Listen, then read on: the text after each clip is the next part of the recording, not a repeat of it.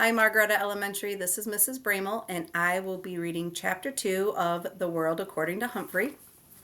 So, Chapter 2 is called Nightlife.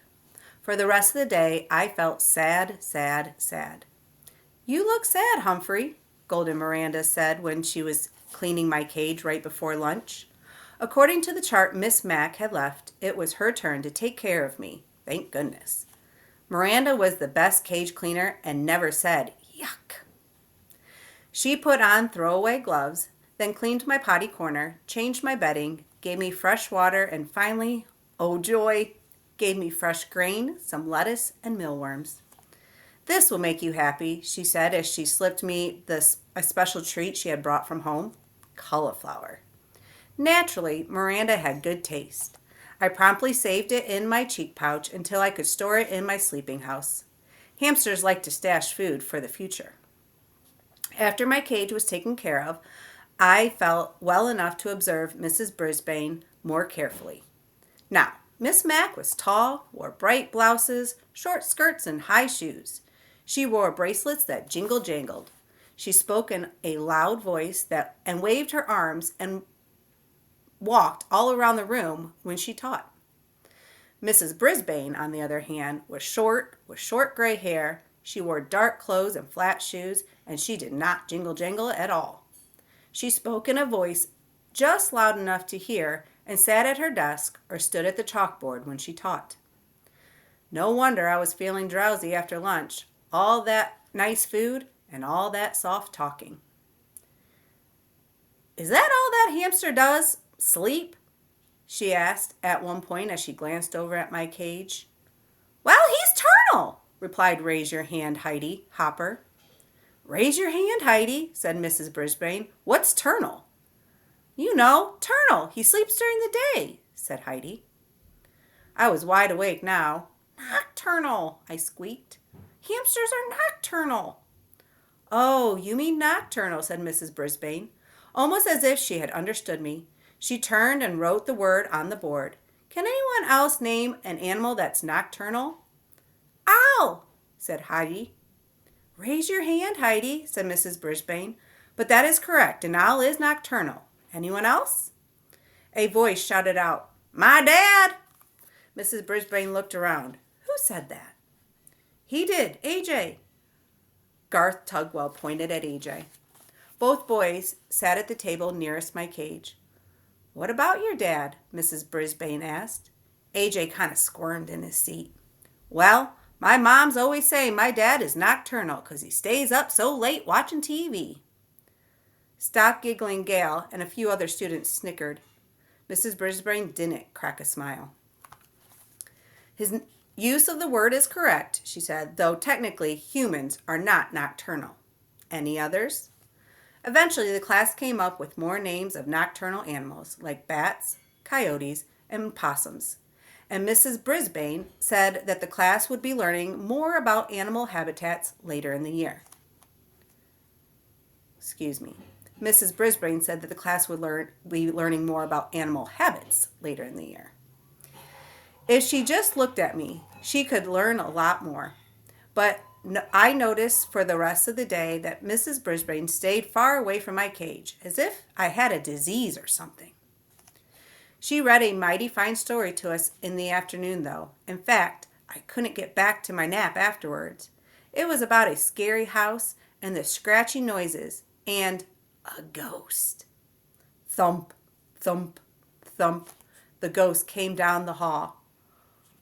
Oh, I had shivers and quivers. I have to say, Mrs. Brisbane knows how to read a story. Her voice changed and her eyes got wide, and I forgot about her gray hair and her dark suit.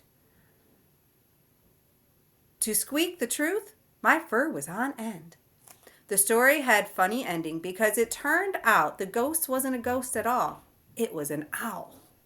At the end of the story, everybody laughed, even Mrs. Brisbane. I was beginning to think that life with this new teacher wouldn't be so bad. But I changed my mind when the bell rang at the end of the day and all of my classmates raced out the room, leaving me alone with her.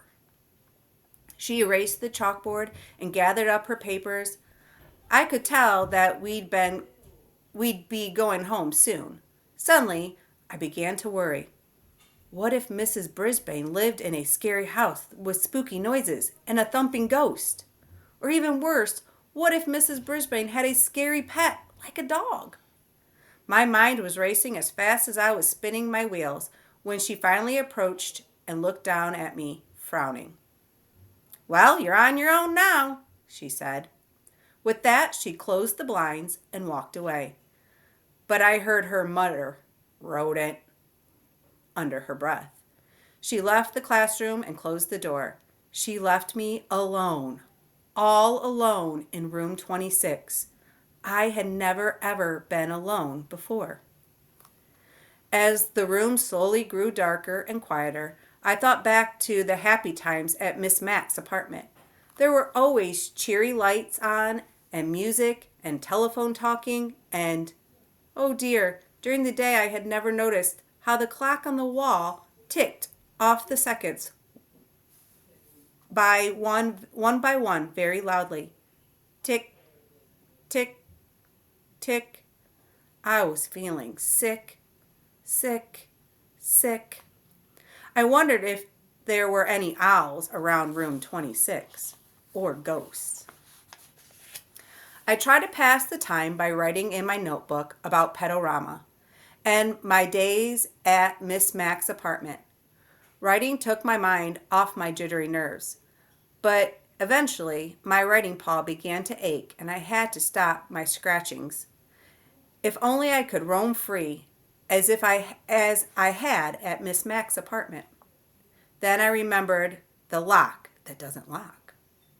It only took me a few seconds to jingle that door open. I skittered across the table, then, grasping the top of the table ledge tightly, I closed my eyes and I slid down to the ground. Ah, freedom! I dashed along the shiny floor. I darted between the tables and chairs. I stopped to nibble on a peanut underneath Stop Giggling Gail's chair. It tasted delicious and made the coolest crunching sound.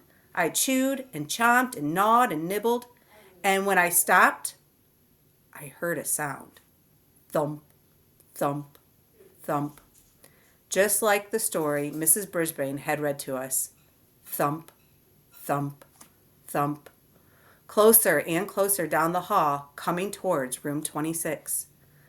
Then, rattle scratch, thump, thump, thump. Suddenly, I longed for the protective comfort of my cage. I dropped what was left of the peanut and scampered back. But when I got to the table, I thought a terrible thought. I had slid down a smooth, shiny leg, straight down. But how was I going to climb back up again? I flung myself against the table leg, grabbed on, and pushed up, up, up. But I had only made it a little progress when I began to slide down, down, down. I was right back where I started. The rattling got louder. The sounds weren't coming towards room 26 anymore. They were coming in room 26. Just then, I noticed a long cord running down from the blinds. Without hesitation, I leaped up, grabbed the cord, and began swinging back and forth.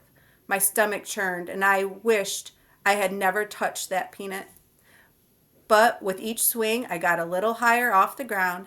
As soon as I saw the edge of the table, I closed my eyes and I dived towards it. Whoosh! I slid across the table and I scampered into the cage. As I pulled the door behind me, I was suddenly blinded by light. The something had turned on the lights and was clomping across the floor. It was huge and heavy and coming right towards me. Just then, my eyes adjusted to the light and I saw the thing. It was a man. "Well, well, who we have here? A new student?" a voice boomed. The man was smiling down at me. My, that was a lovely piece of fur across his upper lip. A nice black mustache. He bent down to peer in at me. "I'm Aldo Amato. Who are you?" "I'm Humphrey." "And you scared me half to death," I told him. But as always, all that came out was squeak, squeak, squeak. Otto squinted at the sign on my cage. "Oh, you're Humphrey. I hope I didn't scare you half to death," he said with a laugh. "I just come to clean the room. I come every night, but where have you been?" he said. He rolled up a big cart with a bucket and mops and brooms and all kinds of bottles and rags on it. "Oh, that's right," he replied as if we were having a real conversation. "Mrs. Brisbane came back today. She's a good teacher, you know, Humphrey. Been teaching here a long time. Wish I had a good teacher like her.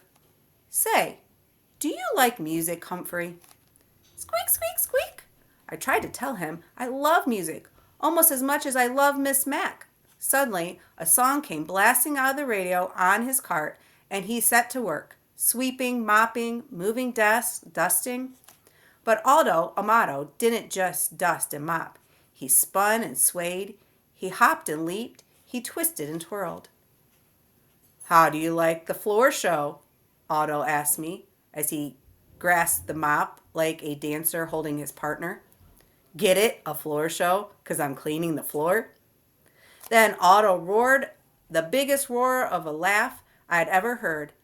His mustache shook so much I thought it might fall off. "You like that? I'll show you a real talent, Humphrey." Otto Amato picked up his broom and very carefully stood it up with the very tip balancing it out on his outstretched fingertip. It wiggled from side to side, but Otto moved with the broom and managed to keep it balanced straight in the air for an amazingly long time. When he was finished, he bowed deeply and said, "What do you think? I'm going to join the circus." And he roared again. Then Otto wiped his forehead with a big bandana and sat down at the table where AJ usually sits. "You know what, Humphrey? You're such a good company. I think I'll take my dinner break with you. Do you mind?" "Please, please, please," I squeaked. Otto pulled up his chair right up to my cage. "Hey, you're a handsome guy like me. Here, a bit of green won't hurt you, will it?" He tore off a piece of lettuce from his sandwich and pushed it through the bars. Of course, I hid it in my cheek pouch. Otto chuckled. "Good for you, Humphrey, always saving something for a rainy day."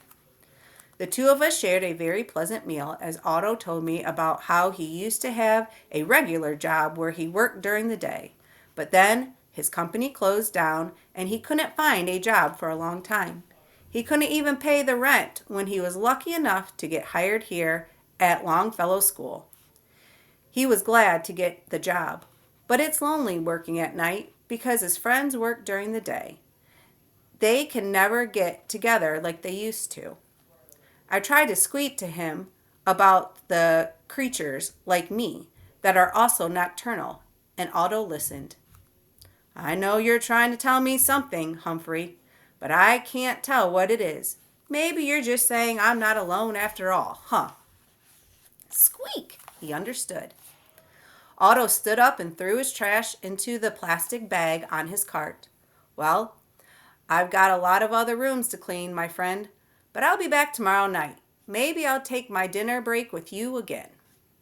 Otto pushed his cart towards the door and reached for the light switch. "No, no, no," I squeaked, dreading the thought of being plunged into darkness again. Otto stopped. "I hate to leave you in the dark, but if I don't turn off the lights, I could lose my job." He clomped back across the floor to the window. "Tell you what, I'll leave the blinds open just a little. There's a nice light right outside your window." He turned off the lights and After he turned off the lights and left, I chomped on the lettuce I saved and basked in the warm glow of the streetlight and my new friendship with Aldo. So that's the end of that chapter. And if you look down here at the bottom of the book, it says tip 2. Hamsters are not picky about their food and eat very little.